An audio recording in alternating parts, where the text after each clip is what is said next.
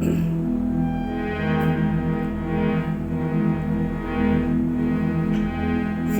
गुर चरण सरोज रज निज मन मुकुर सुधार बरनौ रघुवर विमल यस जो दायक फल चार बुद्धिहीन तन जानिके सुमिरौ पवन कुमार बल बुद्धि विद्या देव मोहि हरौ कलेश विकार।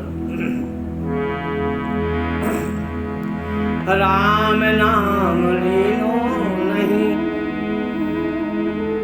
कियो न हर्ष हेतु वे नर यों ही जाएंगे जो मूली का खेत। मानव जीवन धन्य जीवन है। कई जन्मों के, कई पूर्वजों के जब पुण्य जीव को मिलते हैं तब उसे मानव जन्म मिलता है। बड़े भाग्यमान स्तन पावा। चलते हैं आगे कि मानव जीवन का लक्ष्य क्या है, क्या होना चाहिए। आहार निद्रा भय मोचन ये तो हर जीव के लिए प्रिय हैं, हर जीव को हैं उपलब्ध।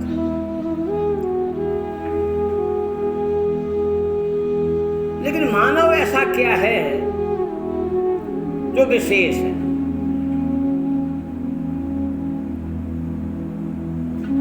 मानव विशेष इसलिए है कि उसके अंदर निर्णय करने की क्षमता है, उसमें सोचने की, विचार करने की बुद्धि है।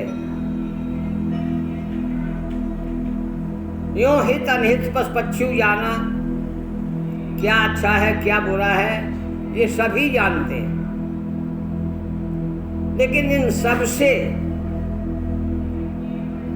मनुष्य के अंदर एक बुद्धि है जिससे वो निर्णय कर सकता है कि मानव जीवन का लक्ष्य क्या होना चाहिए।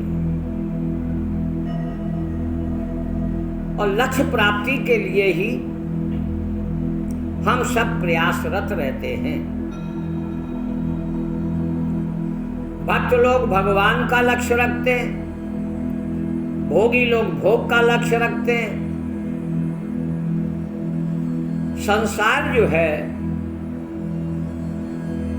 विभिन्नताओं से भरा हुआ है। एक से अनेक होना यही परमात्मा का गुण है। एक सिक्का के दो पहलू हैं, आत्मा और परमात्मा।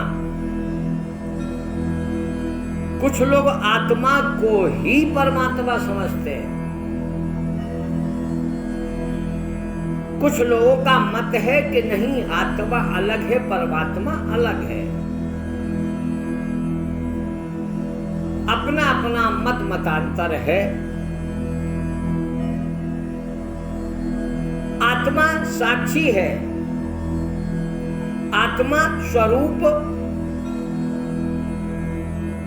और उस आत्मा से जो भी आपको साकार रूप में दिखाई दे रहा है उसे जीव कहते हैं। देहधारी को जीवात्मा कहते हैं। जैसे सूर्य से धूप और धूप से, जैसे खुले हुए जगह में तो धूप है, उससे प्रकाश है।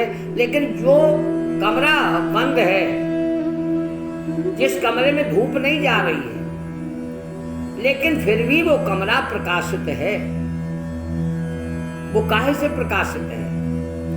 बाहर धूप है, बाहर की धूप से प्रकाशित तुम्हारा कमरा है। ऐसे ही जीव चेतना है, ये आत्मा का, जैसे धूप का कमरे में प्रकाश है, ऐसे ही आत्मा का प्रकाश जीव रूप में, शरीर में, चेतन रूप में है। आत्मा क्या है? जैसे सूर्य की धूप, ऐसे आत्मा धूप स्वरूप है और परमात्मा सूर्य है। परमात्मा पिता है, आत्मा पुत्र है। इसलिए आत्मा साक्षी है, आत्मा दृष्टा है, देखती है। तो आत्मा का जो जीवन है वो परमात्मा से है और मानव का जो जीवन है वो आत्मा से है। ये तत्व की बात है। चलो अभी हम आपको ले चलते हैं सांसारिक इच्छाओं की पूर्ति की, क्योंकि जीवन, मानव जीवन लिया है तो 3 चीजें आपके लिए आवश्यक हैं। भोजन आवश्यक है, भोजन के लिए व्यवस्था करना ये भी आवश्यक है। भोजन पचाने की व्यवस्था करना ये भी आवश्यक है। और भोजन के साथ में भजन को भी जोड़ लो। जिसका भोजन, भजन और शयन, हर व्यक्ति को खाना भी पड़ेगा, सोना भी पड़ेगा और भजन भी करना पड़ेगा। आज हमारी दशा क्या है? बदल गई। भजन को बिल्कुल भूल गए, भोजन और शयन में लग गए, खाए और सो गए। सोने के लिए बढ़िया मकान होना चाहिए, बढ़िया नींद आए तो बढ़िया बिस्तर होना चाहिए, सर्दी और गर्मी को सहन करने के लिए यंत्रों को इकट्ठा करें जो हमें बढ़िया नींद आए। सोने की व्यवस्था और भोजन की व्यवस्था, बस इसी में मनुष्य जूझ रहा है। उसे एक तो भोजन की फिक्र है और एक घर में आराम से विश्राम में रहे, ये व्यवस्था है। घर में जाकर के भोग मिल जाए, बस इसी में जीवन बन के रह गया है। अब आपको क्या करना है? भोजन भी आवश्यक है, सोना भी आवश्यक है, घर बनाना भी आवश्यक है, लेकिन मनुष्य के लिए जितना आवश्यक भोजन है उससे ज्यादा आवश्यक भजन है। मानव तन पाए के भजन न किया तो फिर आपको ये शरीर भी नहीं मिलेगा। जो तुम्हें आज मिला है ये नहीं मिलेगा दोबारा। इसलिए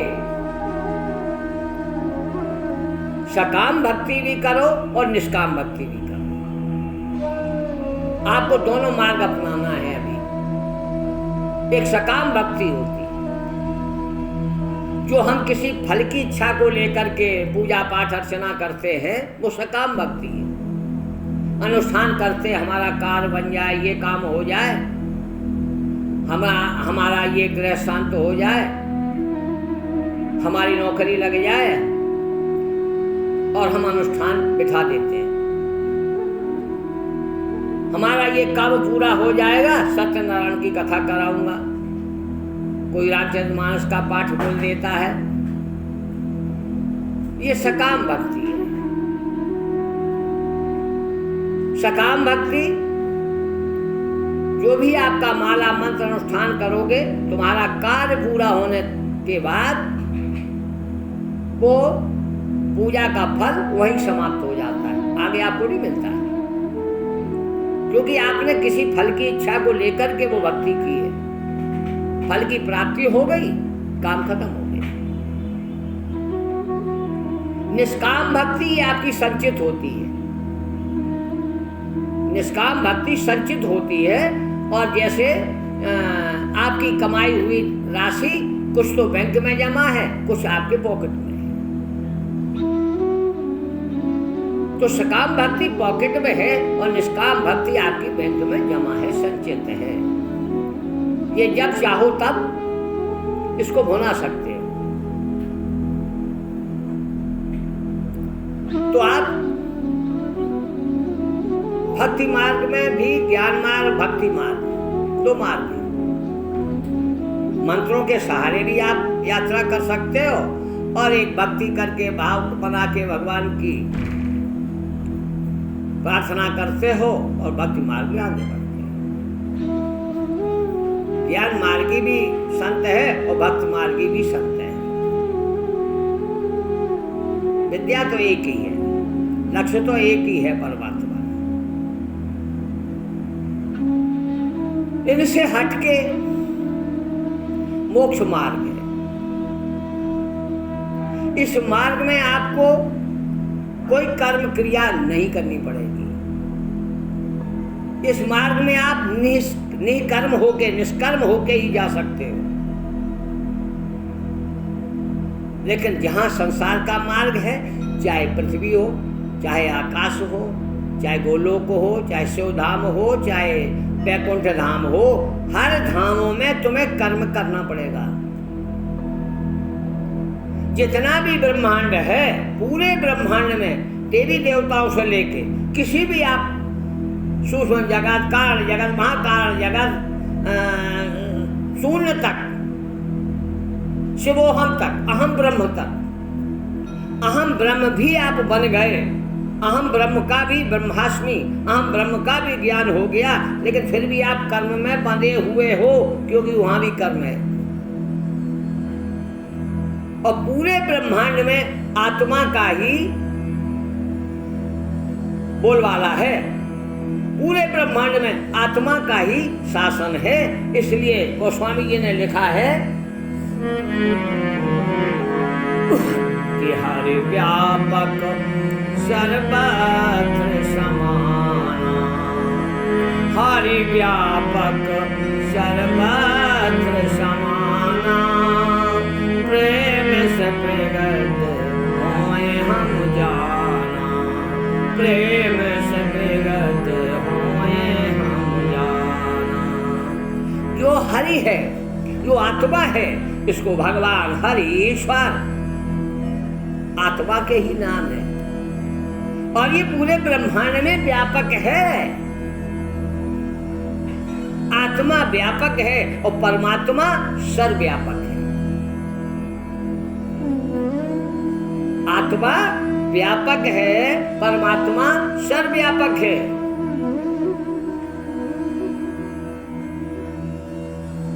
इसलिए ये मार्ग अलग है। अब आपको भक्ति मार्ग में घर का जीवन, अपना जीवन, घर गृहस्थी, ये सब देखना है। इसके लिए भी आपको मुख्य है भजन। इसलिए भजन करना सीख लो।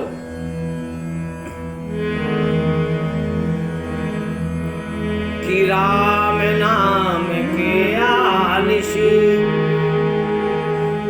राम नाम के आलिसी, भोजन के होशियार, तुलसी ऐसे नरन को सुबार बार धिक्कार, तुलसी ऐसे नरन को बार बार धिक्कार।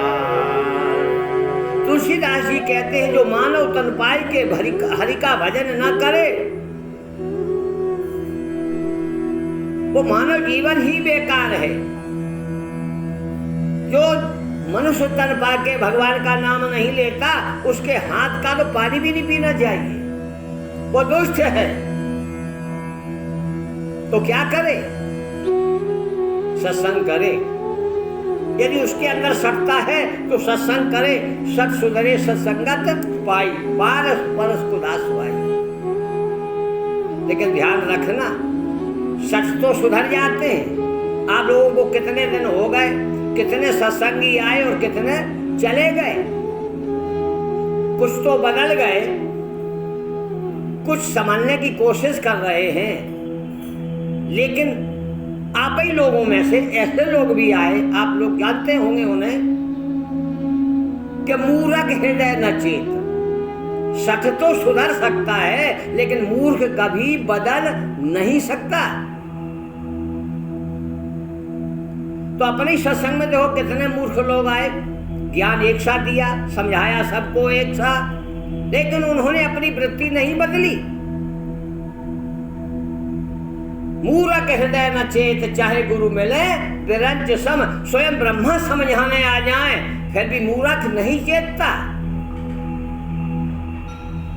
कितने शिष्य आए, लेकिन उनकी वृत्ति नहीं बदल पाई।